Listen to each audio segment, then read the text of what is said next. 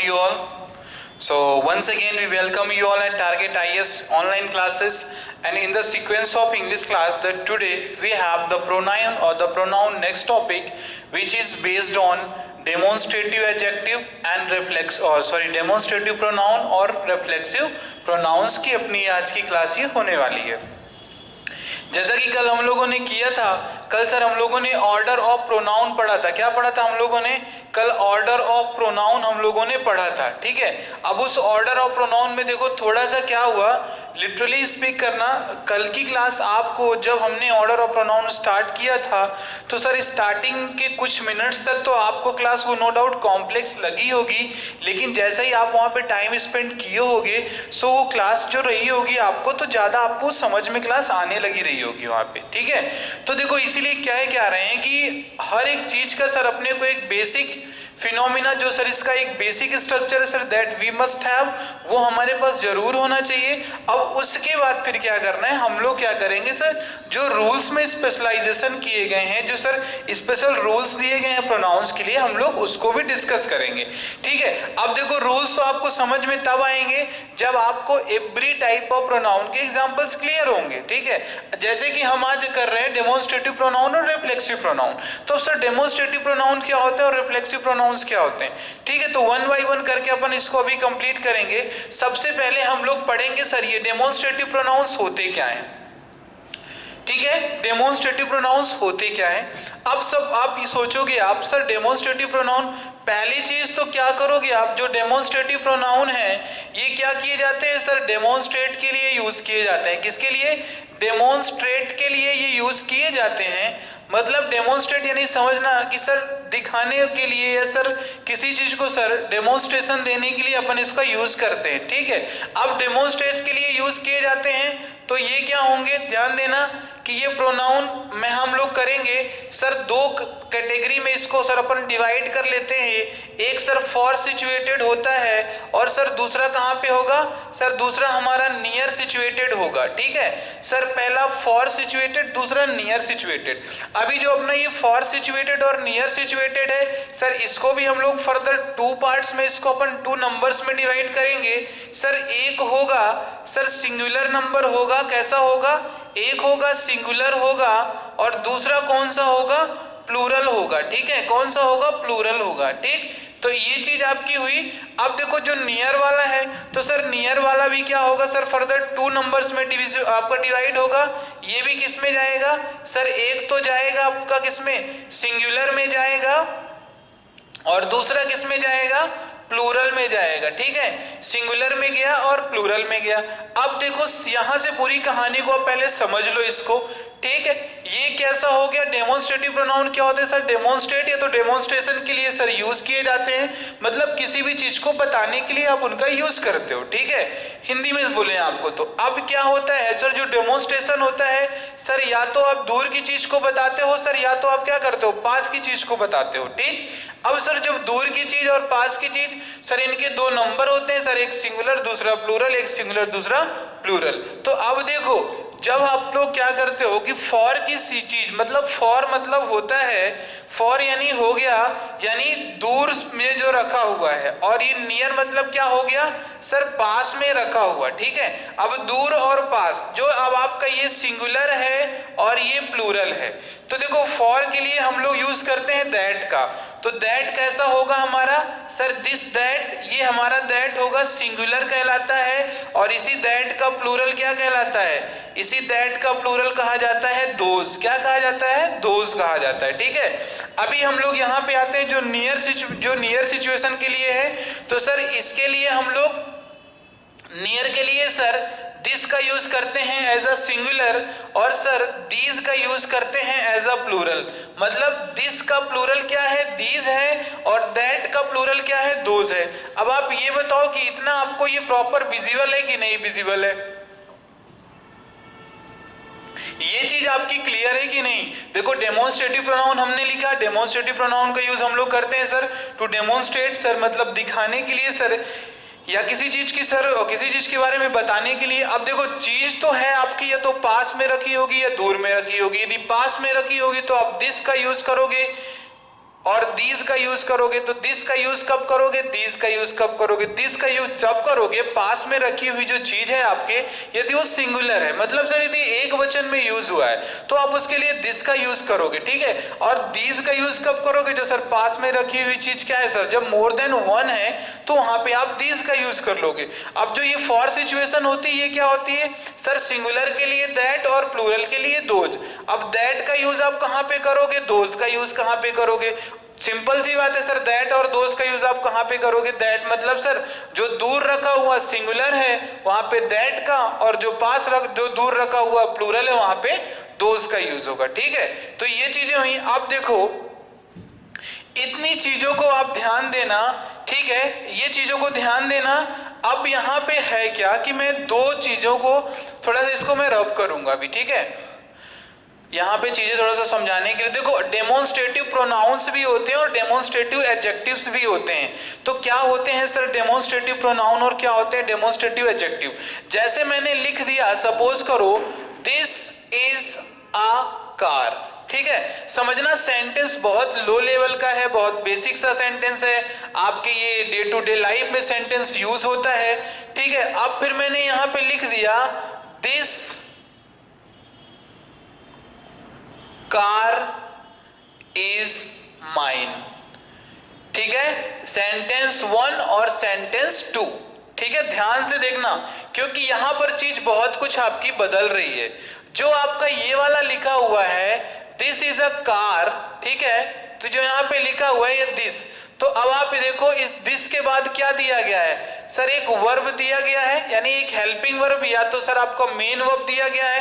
यहां पे क्या दिया गया है सर, एक ऑब्जेक्ट दिया गया है, यानी जब दिस के बाद एक वर्ब दिया हो और यहां पे दिस के बाद सर एक नाउन दिया गया है, क्या दिया गया है, नाउन दिया गया है। तो अब आपको ये ध्यान देना है कि देखो है तो दिस और दिस दोनों डेमोन्स्ट्रेटिव ही हैं, डेमोन्स्ट्रेटिव हैं, लेकिन जब आपको दिस के बाद एक वर्ब दिया हो, दिस के बाद एक वर्ब दिया हो, यानी यदि दिस के बाद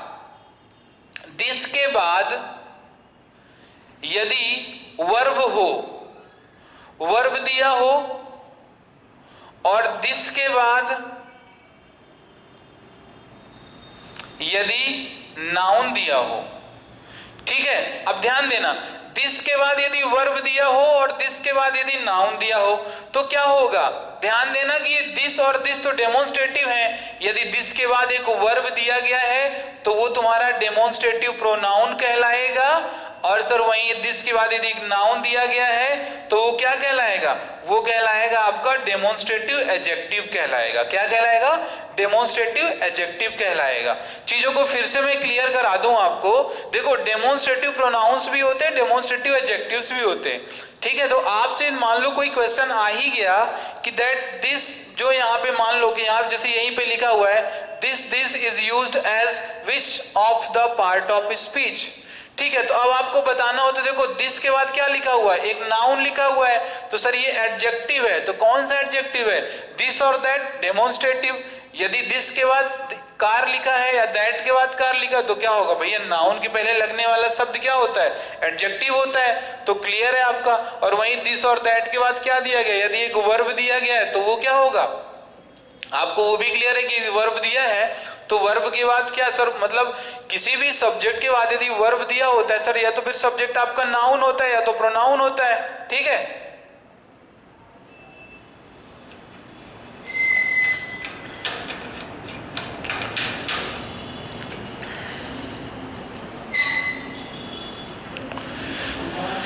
चलिए ठीक है, अभी अपन इसको देखते हैं और अच्छे तरीके से इसको देखते हैं। तो पहले देखो इतना समझ में आया कि नहीं, अभी मैं आपको इसको पूरा कंप्लीटली अंडरस्टूड कराता हूं। सर डेमोन्स्ट्रेटिव एडजेक्टिव्स और डेमोन्स्ट्रेटिव प्रोनाउंस क्या होते हैं, देखो तो थोड़ा सा एक बेसिक सा जो मैंने आपको डिफरेंस बताया, तो जहां तक है तो ये चीजें तो देखो क्लियर हो गई होगी आपकी, उसमें कोई इशू नहीं है। और ध्यान देना, सच पूछो तो मैं बताऊं आपसे सर पता नहीं चलेगा, जिस टाइप पे अपन इसके रूल्स को पढ़ेंगे ना उस टाइम आप literally you will not trust sir की सर ऐसी भी चीजें सर कुछ यहाँ पे होती हैं, ठीक है, क्लियर। अब जैसे देखो मैं सेंटेंस लिख दिया यहाँ पे, that boy is eating mango, ठीक है, दैट बॉय।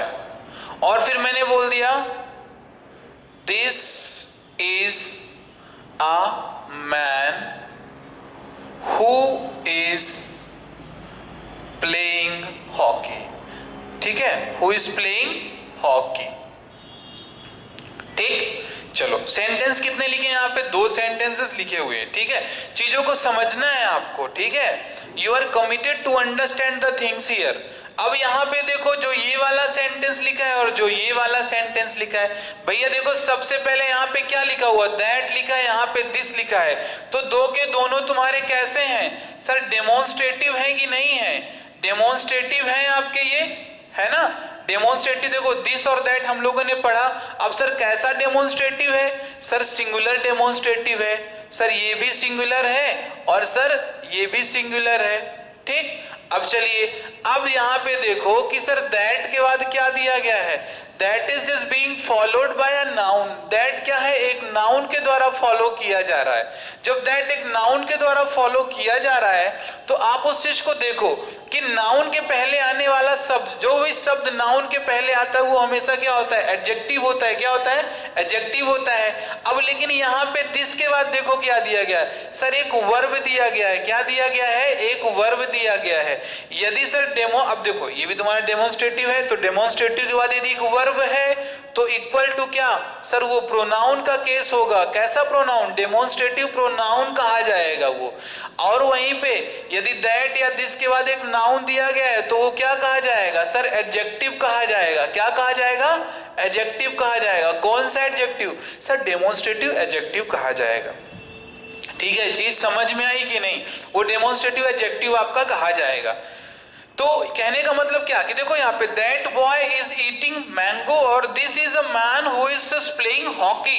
फाइन, 2 सेंटेंस मैंने लिखे। तो दैट बॉय मतलब दैट के बाद क्या लिखा है? बॉय लिखा हुआ है। सर एक नाउन लिखा है दैट के बाद, तो मतलब ये जो दैट है ये आपका डेमोन्स्ट्रेटिव एडजेक्टिव होगा। क्या होगा?